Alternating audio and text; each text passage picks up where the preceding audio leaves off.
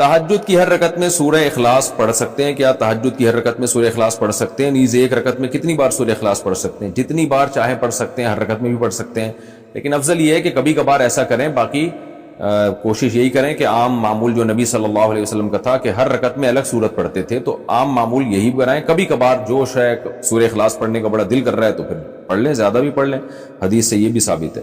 تہجد کی نماز سنت ہے یا نفل؟ تہجد کی نماز سنت ہے یا نفل؟ صادق رفیق انڈیا سے. دیکھیں یہ سنت یا نفل یہ ٹرمز ہیں، اصطلاحات ہیں جو ایک دوسرے کے معنی میں بھی استعمال ہوتی ہیں. نفل کہتے ہیں اضافی نماز جو فرض نہ ہو، اس لحاظ سے تو تہجد نفل نماز ہے، لیکن ہر نفل پر نبی صلی اللہ علیہ وسلم نے پابندی نہیں کی ہے، اہتمام نہیں کیا ہے. تو جو وہ نوافل جن کا آپ صلی اللہ علیہ وسلم نے اہتمام کیا یا آپ ان کو پڑھا کرتے تھے تو ان کو سنت کہا جاتا ہے. تو اس لیے تہجد اس لحاظ سے نفل ہے کہ فرض واجب نہیں ہے، لیکن اس لحاظ سے سنت ہے کہ محض ایک عام نوافل کی طرح اس کی فضیلت نہیں ہے، بلکہ آپ صلی اللہ علیہ وسلم کی عادت تھی، تو اس لحاظ سے یہ سنت ہے. تو بہتر لفظ اس کے لیے سنت ہی ہے، اور یہ عام سنت نہیں ہے، اس کی بے پناہ فضیلت ہے. قرآن مجید میں اللہ نے اہل جنت کی جہاں بھی صفات بیان کی ان میں تہجد کا بھی عموماً ذکر کیا ہے. جیسے قرآن مجید میں آتا ہے کہ الذین یبیتون لربہم سجدا وقیاما، ہمارے جو نیک بندے ہیں وہ راتوں کو ہمارے سامنے سجدہ اور قیام کرتے ہیں.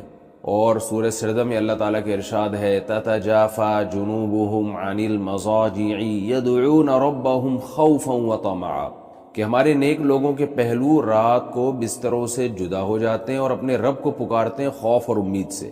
تو یہ ساری چیزیں ہیں. نبی صلی اللہ علیہ وسلم نے ایک صحابی کے بارے میں فرمایا کہ فلاں کتنا ہی اچھا ہے، کاش وہ تہجد پڑھ لیتا.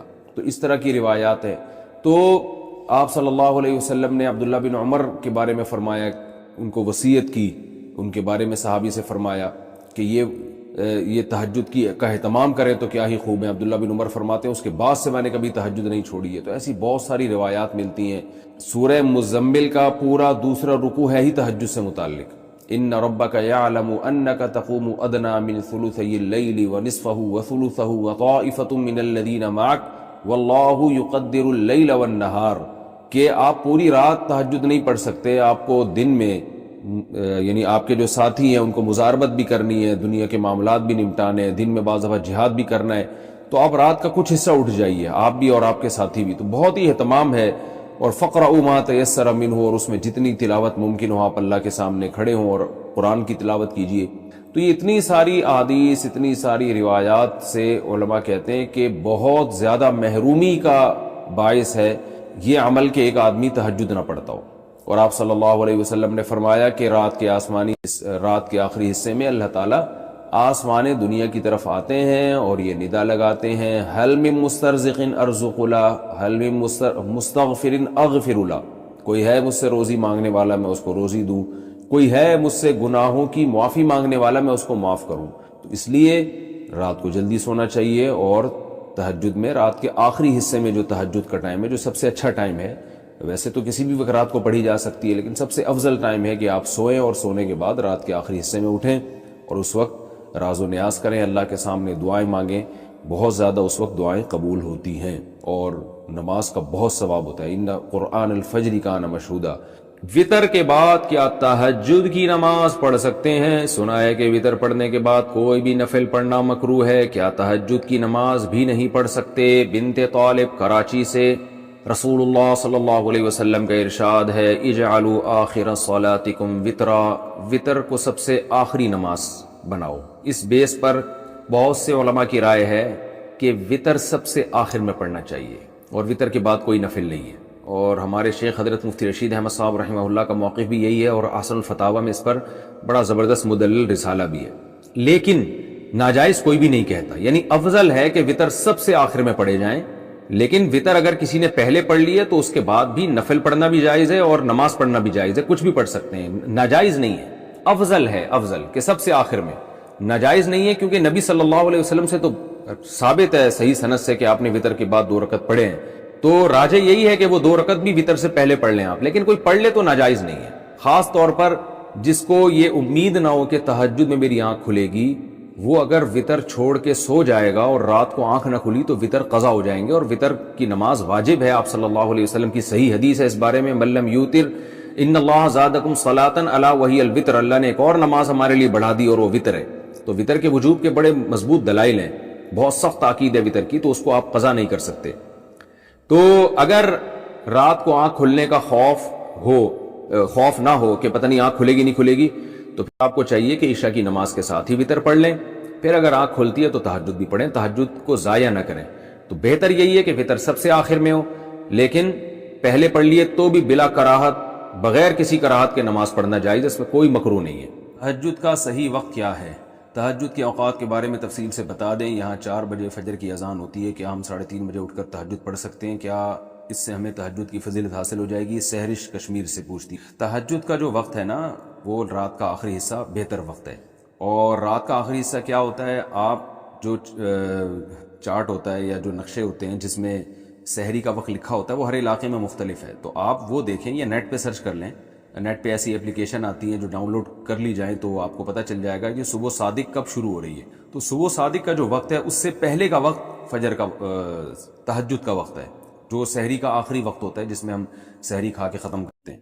تو اذانوں کا اعتبار نہیں ہے، کیونکہ اذانیں تو اکثر صبح صادق کے کافی دیر کے بعد جا کے ہوتی ہیں.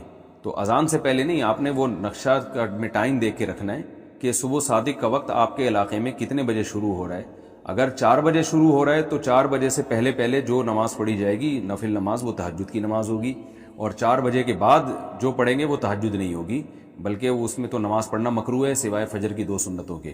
تو اس میں اگر اذان ہو بھی جائے تو وہ یعنی اگر 4 بجے سے پہلے اذان ہو گئی ہے تو اذان ہونے کے باوجود فجر کا وقت داخل نہیں ہوا. اور اگر 4 بجے کے بعد اذان ہوئی ہے تو 4 بجے آپ کے نقشے میں ٹائم لکھا ہے تو 4 بجے اذان کا وقت 4 بجے صبح صادق شروع ہو چکی ہے. تو اذان کا اعتبار نہیں ہے، وہ نقشے کا اعتبار ہے. اس میں آپ دیکھیں صبح صادق کا ٹائم کیا ہے. صبح صادق کا جیسے ہی ٹائم داخل ہوگا تہجد کا وقت ختم اور فجر کا شروع. مفتی صاحب اس حدیث کے بارے میں آپ نے فرمایا تھا کہ یہ بہت ضعیف ہے کہ اللہ پاک رات کے آخری حصے میں آسمان دنیا پر آتے ہیں اور اعلان کرتے ہیں کہ جس کو جو مانگنا ہے وہ مانگو، میں اس کی وہ حاجت پوری کروں گا. تو پھر رات کو اٹھ کر تہجد پڑھنے میں اللہ سے مانگنے کے بارے میں بتا دیجئے. بھائی میں نے تو ایسا نہیں کہا کہ یہ حدیث بہت ضعیف ہے، رات کے آخری حصے میں اللہ تعالیٰ آتے ہیں. آپ نے میری طرف ایسے ہی نسبت کر دی. یہ تو صحیح حدیث ہے، رات کے آخری حصے میں آسمان دنیا کی طرف اللہ آتے ہیں. حل من مستغفر اغفر له، حل من مسترزق ارزق له.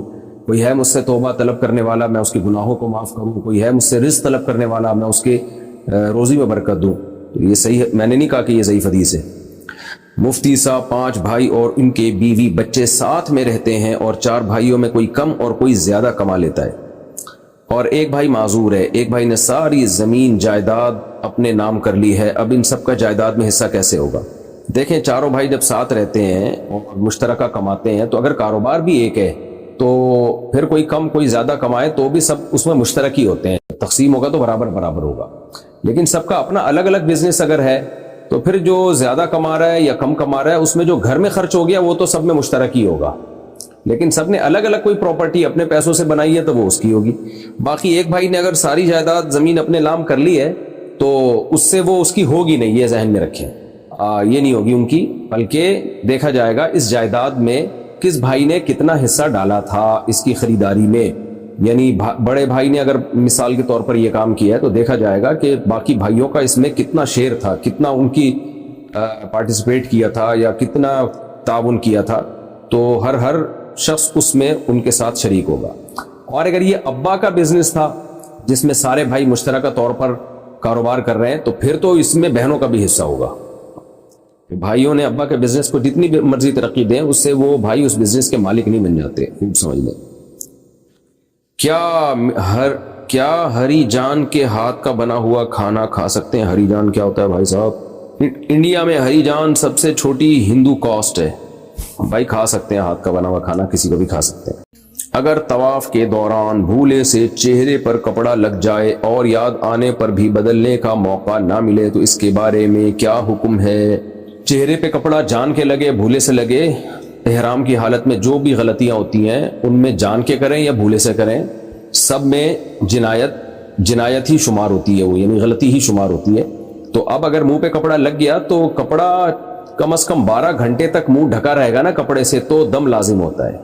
تو تھوڑا تھوڑا کر کے لگ گیا تو بس جاتے ہوئے چند ریال صدقہ کر دیں گے تو انشاءاللہ وہ جو بھی یعنی احرام کی پابندیوں کی مخالفت ہوئی ہے اس کی خود بخود تلافی ہو جائے گی. دم واجب نہیں ہوتا اس سے تھوڑی اتنی سی دیر لگنے سے. علی گڑھ صاحب، جو لوگ زندہ نہیں ہیں ان کے نام سے کاروبار کرنا کیسا ہے؟ کیوں کر رہے ہیں بھائی ان کے نام سے کاروبار؟ کچھ سمجھ سے بالا تر ہے تو باقی کر سکتے ہیں کسی کے بھی نام سے. البتہ ہو سکتا ہے کہ جو ان کے وارثین کو اعتراض ہو کہ ہمارے ابا کا نام کیوں کیش کرا رہے ہو. اگر ان کو اعتراض نہیں ہے تو کر سکتے ہیں.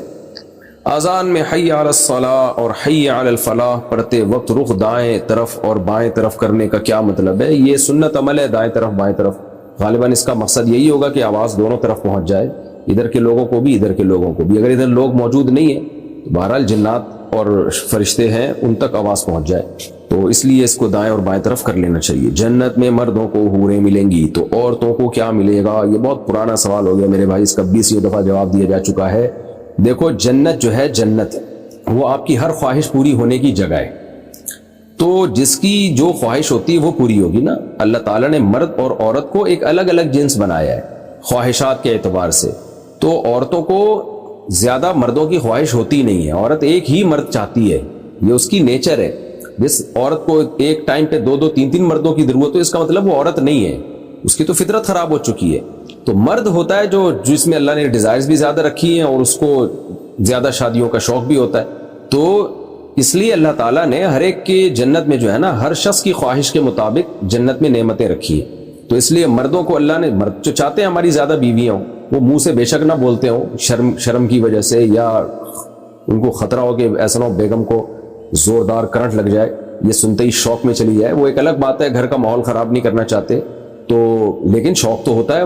آدمی ہے وہ تو شوق ہوگا اس کو لازمی، اس کی فزیکل ریکوائرمنٹ بھی ہے یہ، تو عورت کو نہیں ہوتا یہ. تو اس لیے یہ شوق ہی مردوں کا ہے. اس لیے اللہ نے مردوں کے لیے یہ رکھا ہے کہ زیادہ بیویاں ہوں گی تمہاری، جنت دنیا والی بھی ہوگی، اس کے علاوہ بھی ہو رہے ہوں گی. اور عورت کو یہ شوق ہی نہیں، بلکہ عورت کی توہین ہے اس میں، کیونکہ شوہر جو ہے بہرحال سربراہ ہوتا ہے. سربراہ ایک ہی ہوتا ہے، ماتحت جتنے مرضی ہوں. ایسا اگر ہم یوں کہہ دیں کہ کئی بیویوں کا ایک شوہر، تو اس میں کوئی عورت کی توہین نہیں ہے کیونکہ سربراہ ہے نا، ایک ہے. اگر ہم یوں کہہ دیں کہ ایک عورت کے کئی شوہر، اس کا مطلب یہ ہوا کہ ماتحت کے کئی سربراہ. تو سربراہ ایک سے زیادہ ہونا آپ کی ذلت ہے. اس میں 6 باس ہیں آپ کے، تو پاگل ہو جاؤ گے بھائی تم تو، اگر تمہارے باس ایک ہی ہوتا ہے، سربراہ ایک ہی ہوتا ہے. اسی میں عزت ہے. تو عورت کی عزت اس میں ہے کہ اس کا ایک شوہر ہو، ایک سے زیادہ نہ ہو. اس لیے جنت میں اللہ نے عورت کے لیے ایک شوہر رکھا ہے. اور مرد کی عزت اس میں ہے کہ اس کی بیویاں زیادہ ہوں، اس لیے اللہ نے جنت میں مرد کے لیے زیادہ بیویاں رکھی ہیں. یہ تو یورپ نے اور مغربی دنیا نے مرد اور عورت کو ایک سیم قرار دے دیا، ورنہ حقیقت یہ ہے کہ مرد اور عورت دونوں الگ الگ جنس ہیں، ان کی نفسیات الگ ہیں، ان کے ذمہ کام الگ الگ ہیں. خواتین کے ہاں ولادت ہوتی ہے، حیض و نفاس کے مسائل ہوتے ہیں، مردوں کے ہاں یہ نہیں ہوتے. مردوں کے مسائل الگ ہیں، ان کے ہاں کہ محنت مشقت والے کام کرنے، انہوں نے میدان جنگ میں لڑنا ہے. 20 قسم کے دونوں کی الگ الگ ایکٹیویٹیز ہیں. تو اس لیے دونوں کے ایک دوسرے پہ قیاس نہیں کیا جا سکتا. باقی خواتین کو جنت میں بہت نعمتیں ملیں گی جو خواتین کے حساب سے ہوں گی. ہر عورت چاہتی ہے، سب سے زیادہ خواہش ہے مجھ میں حسن و جمال بہت زیادہ ہو، تو اللہ نے جنت کی عورت کو بہت زیادہ حسن و جمال دیا ہوگا. پھر کھانا پینا اور خریداری، جنت میں باقاعدہ بازار لگیں گے. تو یہ ساری نعمتیں اللہ تعالیٰ نے خواتین کے لیے بھی رکھی ہیں. تو اس لیے کوشش اس کی کرنی چاہیے جنت میں چلے جائیں ہم کسی طریقے سے.